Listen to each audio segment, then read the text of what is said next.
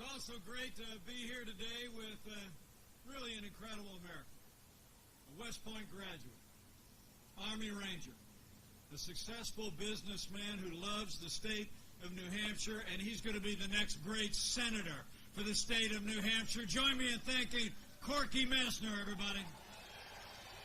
What a great guy. Really is good to be here with so many friends of mine. And speaking of friends of mine, started my morning bright and early today talking to another friend of mine. A man who loves the Granite State and who has spent the last 4 years keeping every promise he made. In this first in the nation primary state, I bring greetings from the 45th President of the United States of America, President Donald Trump. But I got to tell you, Matt and Corky and I and all of you are here for one reason and one reason only. And that is that New Hampshire and America need 4 more years of President Donald Trump in the White House. And the road to victory goes right through New Hampshire. It's on, everybody. It really is great to be here. You know, it really all kind of began here in New Hampshire.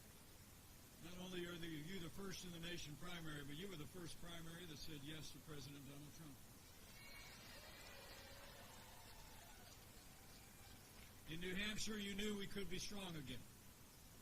You knew we could be prosperous again. You knew America could be standing tall at home and abroad again. You said yes in that first in the nation primary to President Donald Trump in 2016, and I know New Hampshire's going to say yes to President Donald Trump in 2020.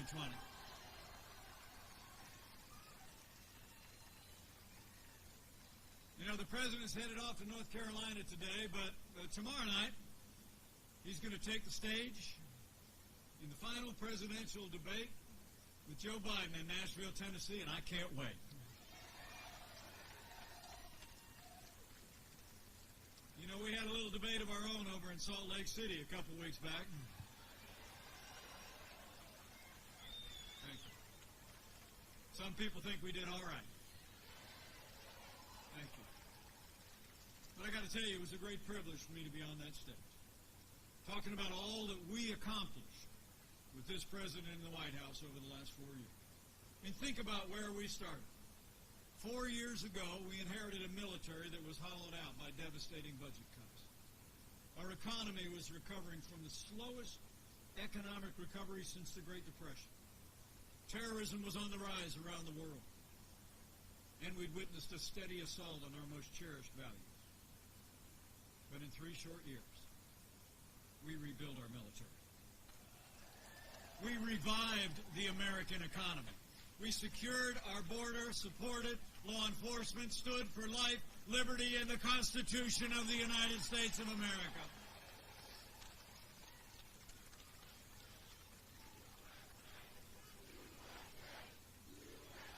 It's been America first. And America first all starts with the national defense. You know, when we took office, we'd seen years of reckless budget cuts to our national defense when Joe Biden was Vice President of the United States. But President Donald Trump, he actually signed the largest investment in our national defense since the days of Ronald Reagan. And I have to tell you, not just as your Vice President, but as the proud father of a United States Marine and the father-in-law of a United States Navy pilot, I couldn't be more proud to serve alongside a president who has fought every day to give our men and women of our armed forces the resources and the support that they need to defend this nation. We're doing it. We've rebuilt our military. We haven't just stood with those who wear the uniform. We've stood with those who've worn the uniform of the United States. I mean, are there veterans in the audience today? Could you put your hand or your hat in the air? Just give us a chance to say thank you one more time. Thank you for your service. Thank you for your service. I mean, it's amazing to think when we took office, we'd gone through years of scandals at the VA. You all remember here in New Hampshire. When Joe Biden was vice president, we literally had veterans who were perishing waiting to receive treatment at VA hospitals. But when President Donald Trump walked into the Oval Office, everything changed.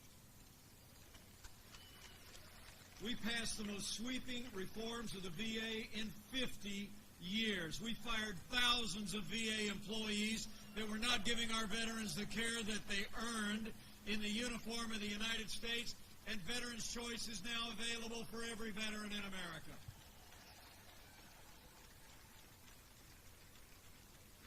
So we stood strong with those who served, and we've stood strong with those who did serve.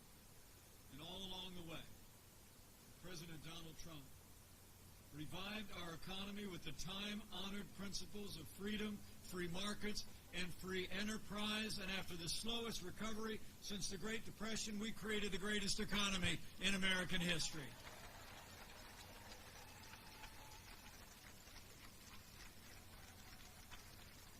It's amazing to think. When Joe Biden was vice president, they tried to tax and spend and bail and regulate their way back to a growing economy. You remember those days.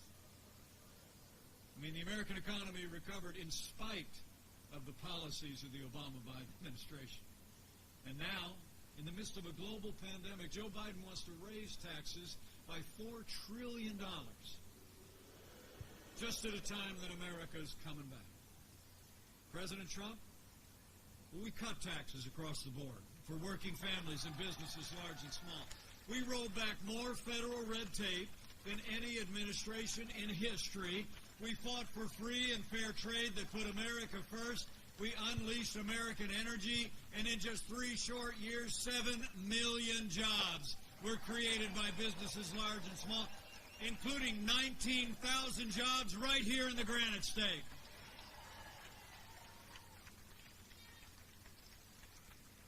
I'm proud to report to you, under President Trump's policies and leadership, average hourly earnings grew faster in our first 3 years than in all 8 years when Joe Biden was vice president.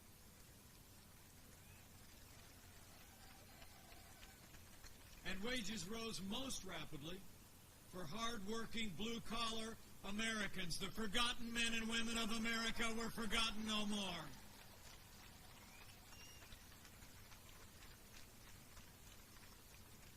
You know, and on health care, you all remember the disaster of Obamacare. Remember the big 3 promises?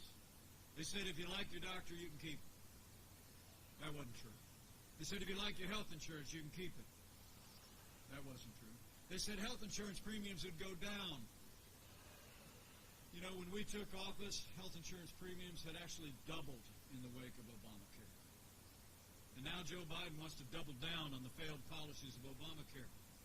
He and Kamala Harris actually support adding a public option to Obamacare straight out of Bernie Sanders' agenda. It'll set us on an inevitable path to socialized medicine. But under President Donald Trump, we're going to keep lowering the cost of health insurance without growing the size of government. We've lowered the cost of prescription drugs. We passed right to try. We're going to have the best health care in the world, and we will never be a socialist country.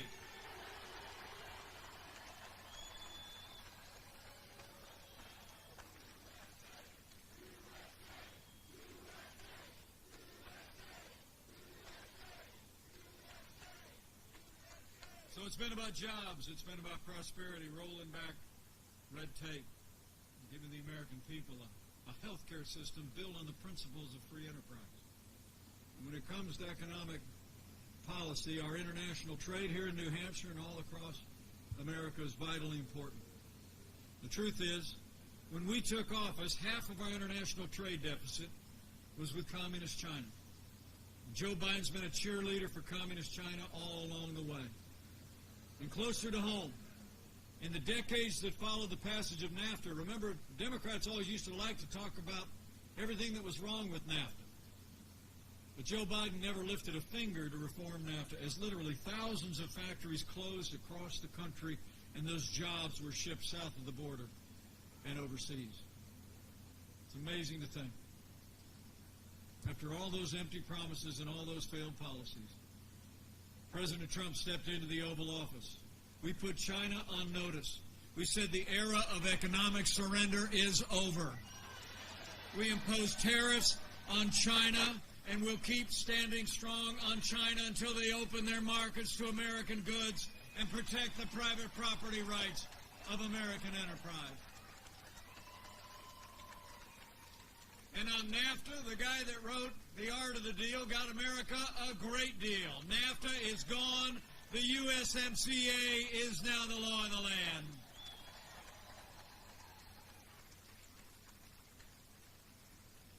And energy is a critical part. It's a critical part of family budgets and business budgets and a growing economy. You all in New Hampshire deserve to know. Joe Biden and the radical left want to crush American energy under a $2 trillion version of the Green New Deal. It would literally raise the cost of electricity for every household and every business in New Hampshire. I mean, it's incredible when you think about it. I mean, President Trump actually had to remind Joe Biden in that last presidential debate that he supported the Green New Deal. But I got to tell you, there's much difference between AOC's Green New Deal and Joe Biden and Kamala Harris's Green New Deal. And that's just how USA Today identified it.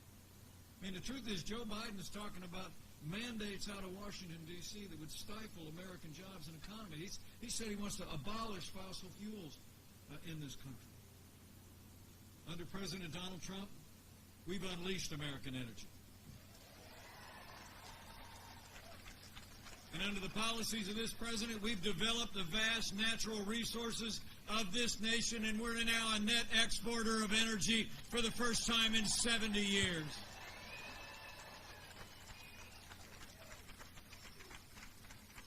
Now, when Joe Biden was vice president, you all might remember, America actually lost 200,000 manufacturing jobs.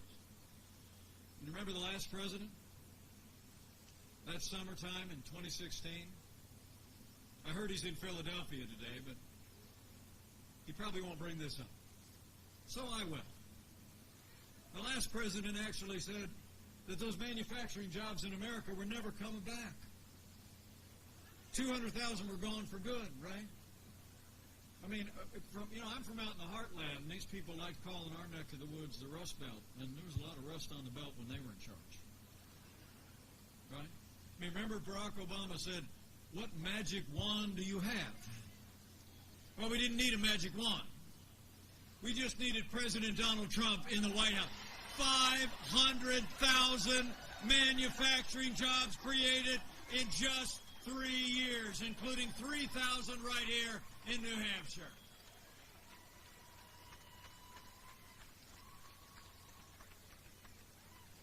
I mean, it's just incredible when you think about it, the progress that we've made. And this president's been a champion all along the way of American jobs and American workers. And as I stand before you today, men and women, we have a choice to make. Be truthful.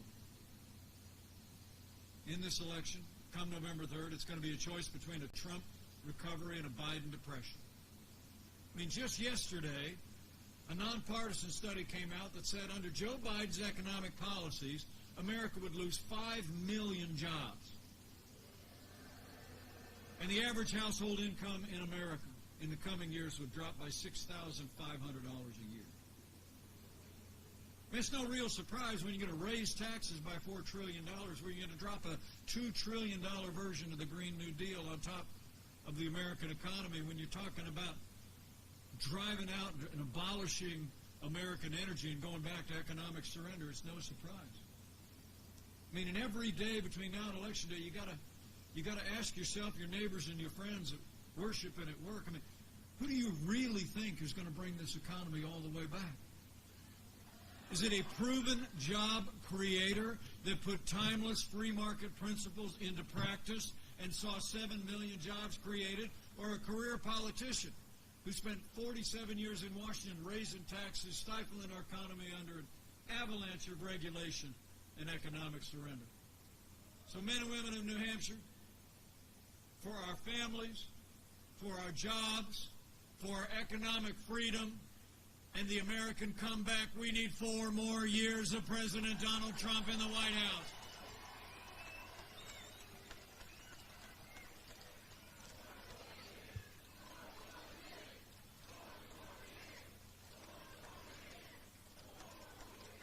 So it's been about security. It's been about prosperity. We fought for American energy and American workers.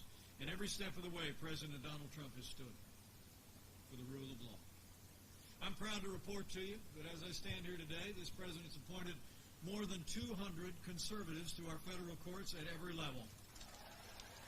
And they are all men and women who will uphold the God-given liberties enshrined in our Constitution, like the freedom of religion, the freedom of speech, and the Second Amendment right to keep and bear arms.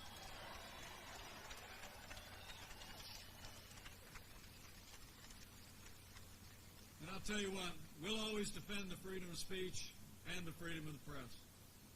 But at a time when big tech is actually trying to censor what Americans read or see or say, we're going to take a stand. You all might have seen yesterday the Justice Department launched an antitrust lawsuit against Google.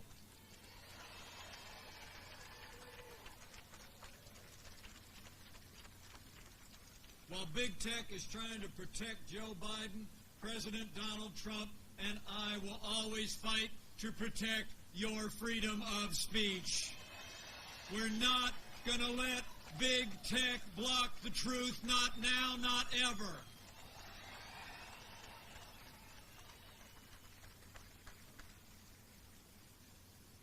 When we think of the rule of law, we think of last month. We paused as a nation to rightly honor the life and service of the late Justice Ruth Bader Ginsburg. But when the memorials were over, President Trump fulfilled his constitutional duty, and he nominated a remarkable, brilliant, principled, conservative woman who loves the Constitution to the Supreme Court of the United States. He nominated Judge Amy Coney Barrett.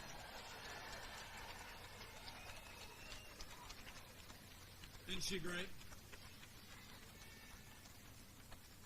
Now, the President and I are calling on Democrats to give Judge Barrett a respectful and dignified confirmation. But we have reason to be concerned. I mean, you all remember a couple of years ago, during her last confirmation to the Court of Appeals, the leading Democrat on the Judiciary Committee actually criticized Judge Barrett's Catholic faith. She said it was a concern, saying, and I quote, "The dogma lives loudly within you."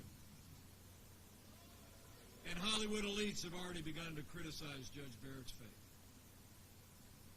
Well, I got news for the Democrats and their friends in Hollywood. That dogma lives loudly in me. That dogma lives loudly in you. And the freedom to live, to work, to worship according to the dictates of our faith lives loudly in the Constitution of the United States of America.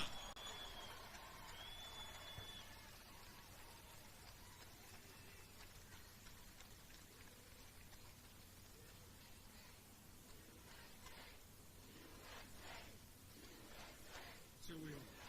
It's our freedom. So the Senate's got a job to do. And after they discharge their duty this week and early next, to advise and consent, I'll make you a prediction. Judge Amy Coney Barrett is going to be Justice Amy Coney Barrett. We're going to fill that seat on the Supreme Court of the United States.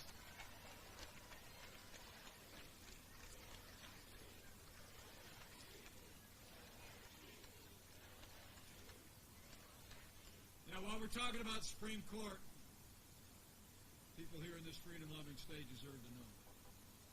After 150 years, with 9 justices on the Supreme Court of the United States, leading Democrats in Washington are actually talking about packing the court. Adding seats to the court so they can appoint liberal activist judges to drive their agenda from the judicial branch. I mean, last Thursday night, Joe Biden said in his town hall that he's, quote, open to considering packing the court. Kamala Harris said in the primary she was, quote, absolutely open. And when I asked her during the vice presidential debate what the answer was, she refused to give me a straight answer. Now Joe Biden is telling the American people that he'll tell us what he's going to do after Judge Barrett is confirmed next week, even though millions of Americans are voting right now. I mean, come on, man. The American people deserve a straight answer. When you're running for the highest office in the land, you got to tell America whether you respect the highest court in the land. Am I right? I mean, come on. You know, I was born in the morning, but not yesterday morning. We all know the answer. Joe Biden and Kamala Harris aren't answering the question because we already know the answer. Joe Biden, Democratic Party, and the radical left are going to pack the court with liberal activist judges if they win this election. But we're not going to let it happen. We're going to re-elect a Republican majority in the Senate, and we're going to re-elect President Donald Trump for 4 more years.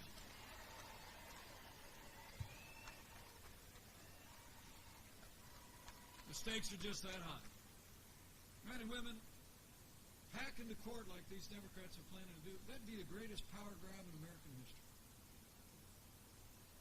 We've got to talk to our neighbors and friends about it and about the stakes. I mean, it's just one more reason why right after you re-elect President Donald Trump, you got to send Corky Messner to the United States Senate. Corky Messner will stand for the Constitution, the rule of law, and independent judiciary. So we've stood for the rule of law. And every single day, as I've served alongside this president, I've seen it. President Donald Trump has stood with the men and women who serve on the thin blue line of law enforcement, and we always will.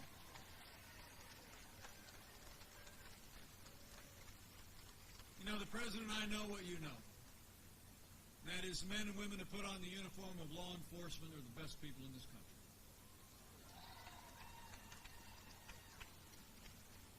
And every day they put on that uniform and strap on a sidearm. They walk out the door, kiss their families goodbye. They count our lives more important than their own. And those who serve in law enforcement deserve the respect of every American every single day. Would you all mind showing these police officers who are with us today just how much we appreciate the job they do when they protect and serve our families every day?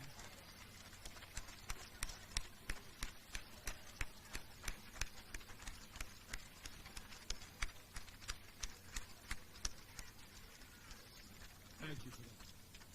You know, President Trump and I will always support the right of peaceful protest enshrined in the Constitution. But rioting and looting is not peaceful protest. Burning businesses is not free speech. I mean, for months, all Joe Biden and his running mate talked about was peaceful protesters, remember? Literally, as we saw businesses in our major cities burned to the ground. I was in Minneapolis just a few weeks ago, standing at the ruins of Flora Westbrook's salon. Flora is a wonderful African-American business owner. Started that salon in Minneapolis 35 years ago. It became a centerpiece of the community. And she told me the story about just days after the killing of George Floyd, how she saw the violent protesters come closer and closer and closer to her business until the night they burned her out. Men and women, I'm going to tell you. I told Flora that day we're going to rebuild. We're going to rebuild bigger and better than ever before, and we're going to have law and order for her and for every American in every city of every race and creed and color. So help us God.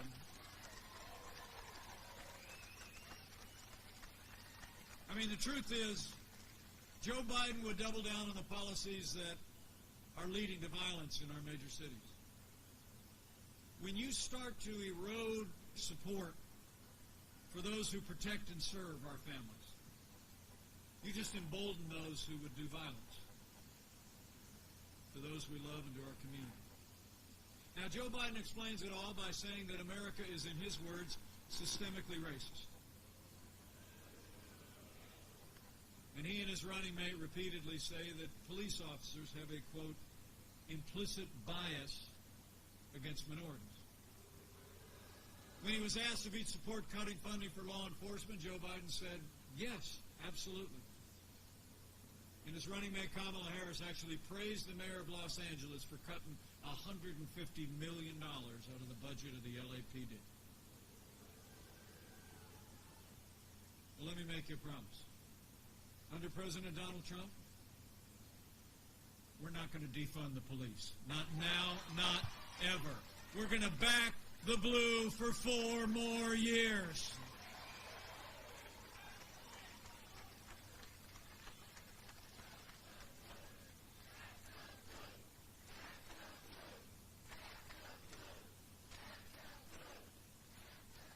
I mean, the president and I know what you all know.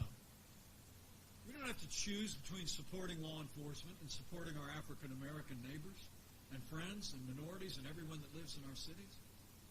I mean, I couldn't be more proud to be a vice president to a president who supported funding for the hiring of 4,000 new police officers. When violence broke out this summer, we literally surged federal officials in Operation Legend to every major city in the country, and we've arrested nearly 3,000 violent offenders already, restoring peace to our streets.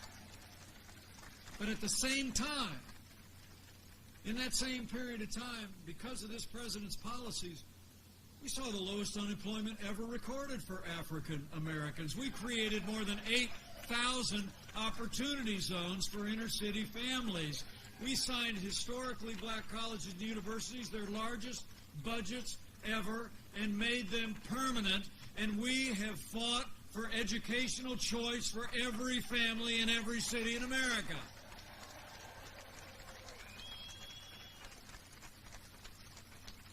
So I promise you, we're going to keep supporting law enforcement. We're going to keep supporting our African American neighbors with more jobs, more opportunities, better education, more public safety, and we're going to do it all for 4 more years.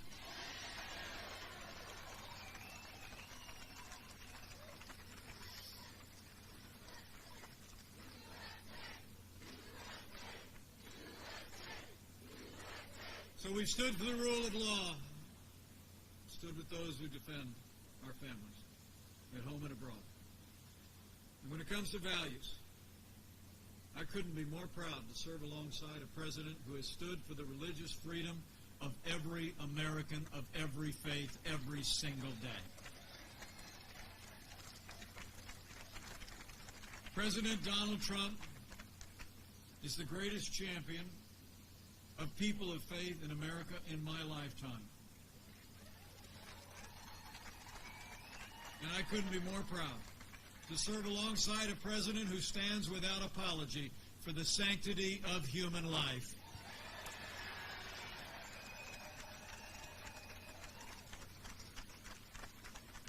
You know, you all deserve to know that Joe Biden and Kamala Harris actually support taxpayer funding of abortion, all the way up to the moment of birth. They're calling for historic increases to Planned Parenthood of America. And they want to restore funding to promote abortion around the world. But I promise you, President Donald Trump is the most pro-life president in American history, and we're going to stand for the right to life for 4 more years.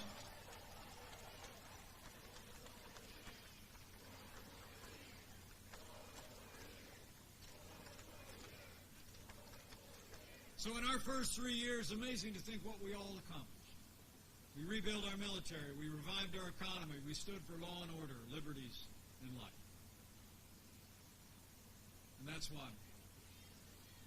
That's why we need to not only re-elect President Donald Trump for 4 more years, not only send Cory Mesner to the United States Senate, but we need to send Matt Mowers to a new Republican majority in the United States House of Representatives and retire Nancy Pelosi once and for all.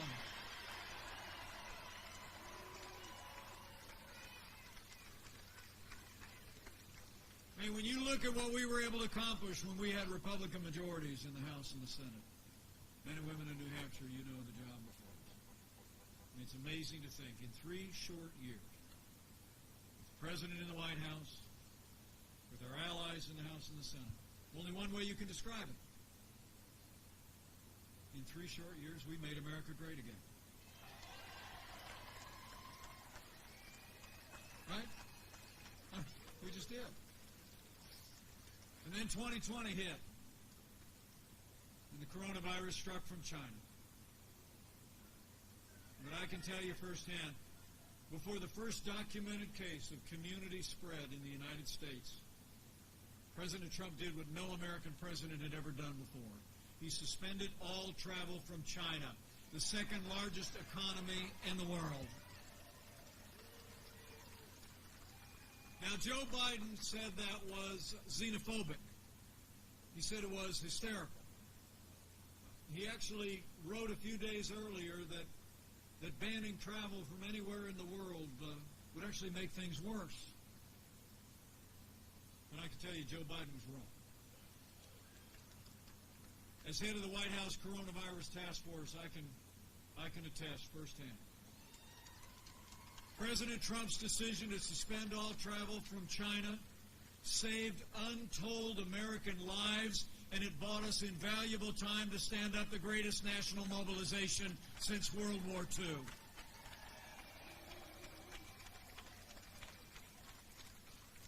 I mean, we reinvented testing. We saw to the manufacture and the distribution of billions of supplies. We've created new medicines called therapeutics that are literally saving lives every single day. And we're just a matter of weeks away from having the first safe and effective coronavirus vaccine and tens of millions of doses available for the American people.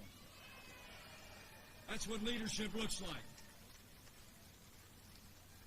In fact, the President just announced last week a plan with CVS and Walgreens to deliver and administer vaccines to our seniors in nursing homes for free all across America the moment it becomes available. I mean, with the incredible cooperation of the people of this state and this country, putting the health of your families and your neighbors first, with our incredible doctors and nurses, healthcare providers, and first responders, with the partnership at the state level and the leadership of this president, we're protecting the vulnerable. We're giving the American people everything we need to make sure that anyone impacted by the coronavirus has the support to get the health care that we want any member of our family to have. And we're saving lives.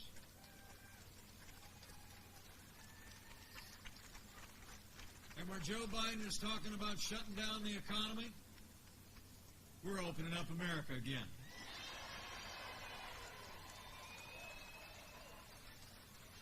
I mean, in just the last 5 months, after losing 22 million jobs at the height of this pandemic, with that strong foundation that President Trump poured, with your support in our first 3 years, with the unprecedented relief and recovery efforts, $4 trillion made available to families and businesses, we've already seen 11.5 million Americans go back to work, including 61,000 people right here in New Hampshire.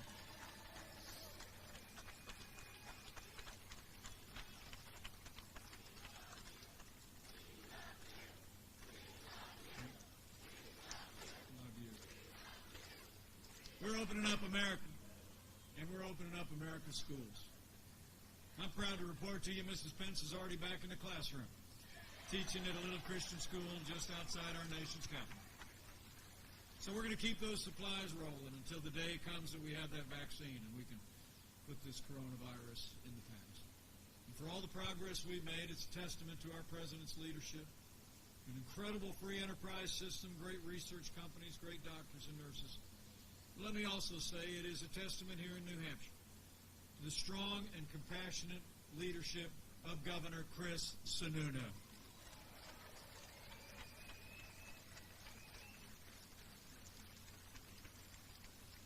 So we're moving our country forward.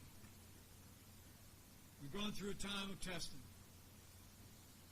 But in just 13 days, we're going to come to a time for choosing, which is why I'm out here and you're out here in the drizzle today in New Hampshire. You know, when you look at their agenda, higher taxes, open borders, socialized medicine, a Green New Deal, defunding the police, packing the courts, it's clear. Joe Biden would be nothing more than a Trojan horse for the radical left. Now, Joe Biden says that democracy is on the ballot. Well, I think our economic recovery is on the ballot. I think law and order are on the ballot. But I think there are things much more foundational to our nation. I think in this election it's not so much whether we're going to end up more Republican or more Democrat, more conservative or more liberal, more red or more blue. New Hampshire, the choice in this election, I believe, is whether America remains America.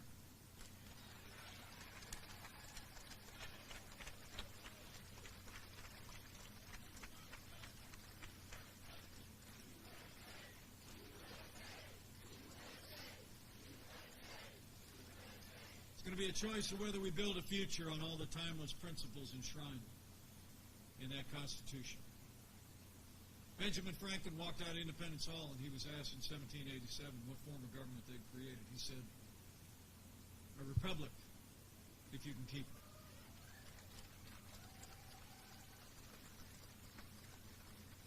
Men and women, I think this is a choice such a time as this.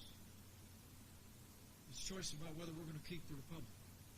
It's whether we're going to chart a course based on freedom, limited government, the ideals and the liberties and the principles enshrined in our founding document, or whether we're going to let Joe Biden and the Democratic Party take us on a path of American decline.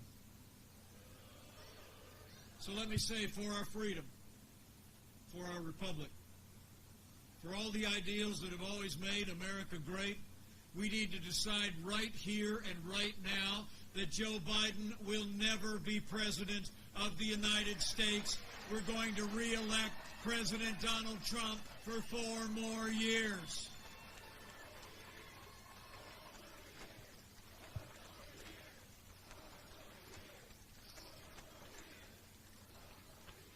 And with 4 more years, as the President says, we're going to accomplish so much for this country. With 4 more years, we'll distribute a vaccine and we'll defeat the virus. 4 more years, we'll maintain America's unrivaled military might and ensure peace through American strength. With 4 more years, we'll make America into the manufacturing superpower of the world and end reliance on China once and for all. We'll uphold religious liberty, freedom of speech, the right to keep and bear arms. We'll hire more police. We will ban sanctuary cities. We will stop the indoctrination of our students and restore patriotic education in our schools. And as President Trump said at Mount Rushmore, we'll teach our children to love our country, honor our history, and always respect our great American flag.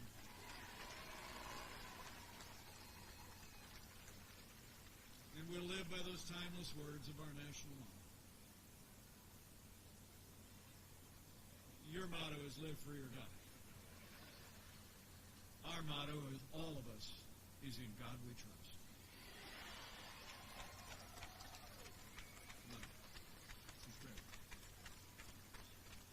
Now, I got to tell you, men and women in New Hampshire, I'm just very grateful you came out on a soggy day to see your vice president. I'm really very honored.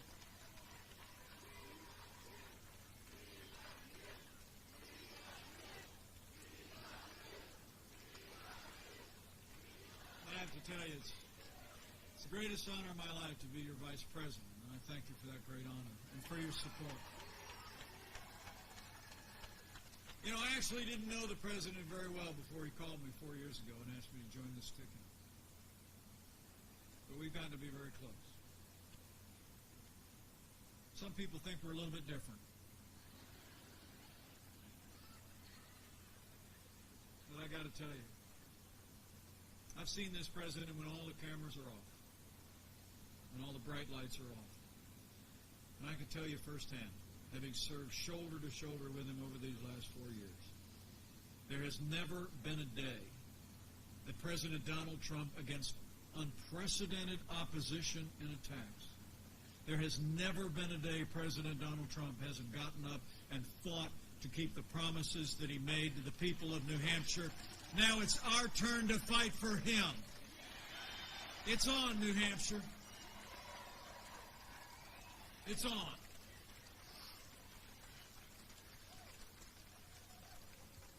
So before I get back on that plane and head to Ohio, I got a couple things to ask of you over the next 13 days.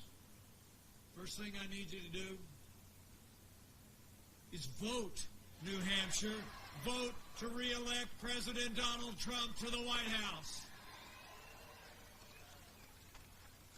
You know, I heard the last day to register before the election here in Portsmouth is going to be next Wednesday, October 28th. So if you're not registered yet, you can go to the city clerk's office on 1 Junkins Avenue. Normal Wednesday hours, 8 a.m. to 4:30. There's still time. If you're not registered to vote, get registered to vote today. In fact, I checked out on the way here. You can go and request an absentee ballot until Election Day. You can mail it in and drop it off at the very same location. Mrs. Pence and I are going to do that in the Hoosier State in just a couple days. So we need you to vote, New Hampshire. And remember, friends don't let friends vote alone. Grab a family member, grab a neighbor, grab a co-worker, and vote to re-elect President Donald Trump.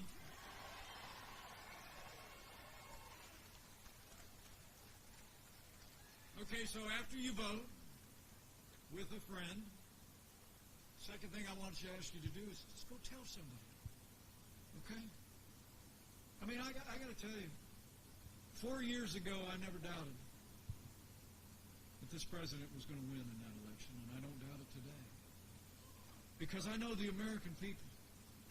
Then and now we're talking to each other. I mean, the people of this state knew we could be strong again. You knew we could be prosperous again. You were talking to your neighbors and friends about those timeless ideals of this country. And you saw in Donald Trump not just the vision, but the leadership qualities to make America great again. And so go tell your neighbors and friends, say, you know, I went out to the airport the other day, it was raining, and Mike came out. He ran every bit as fast as he could.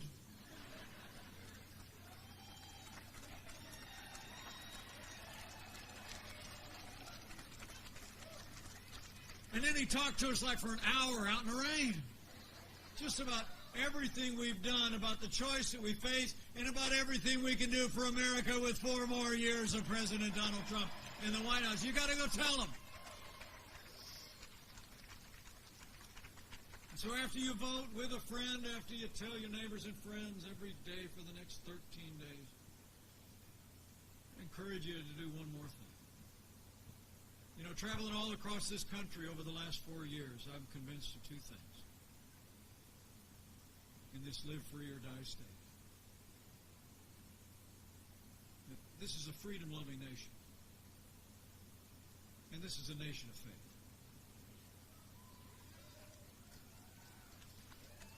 I mean, I had a little girl in that vice presidential debate turn in a question at the end where she said she was watching TV and it just looked like there was so much that divides us.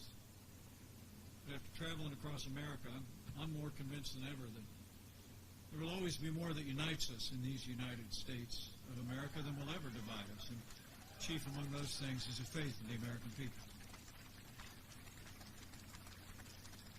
And so if you're among those who on occasion bend the knee or bow the head, over the next 13 days, I encourage you to do that too.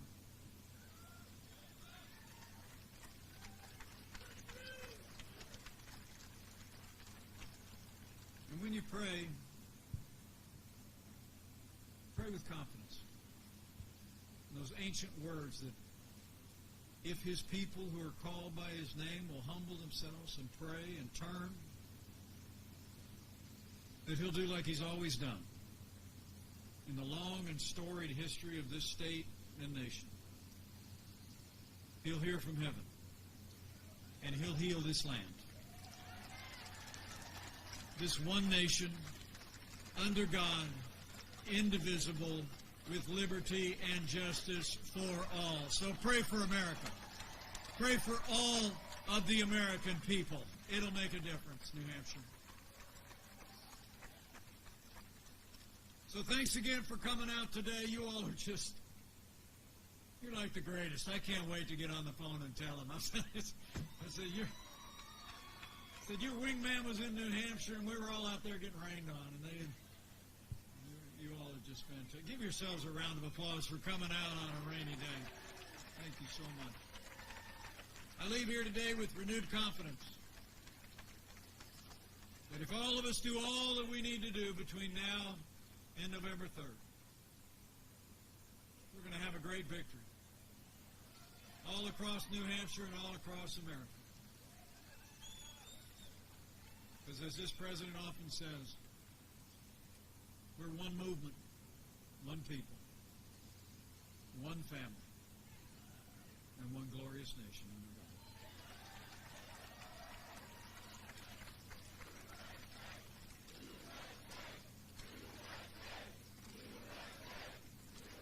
And I just know that together we're going to make New Hampshire and America stronger than ever before.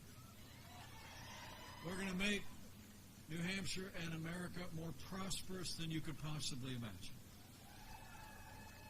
We're going to make New Hampshire and America more united than ever before.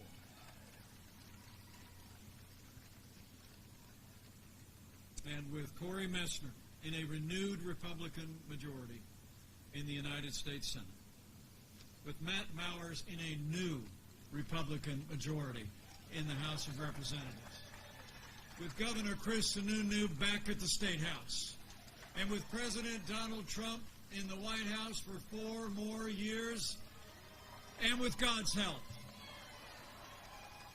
we will make America great again.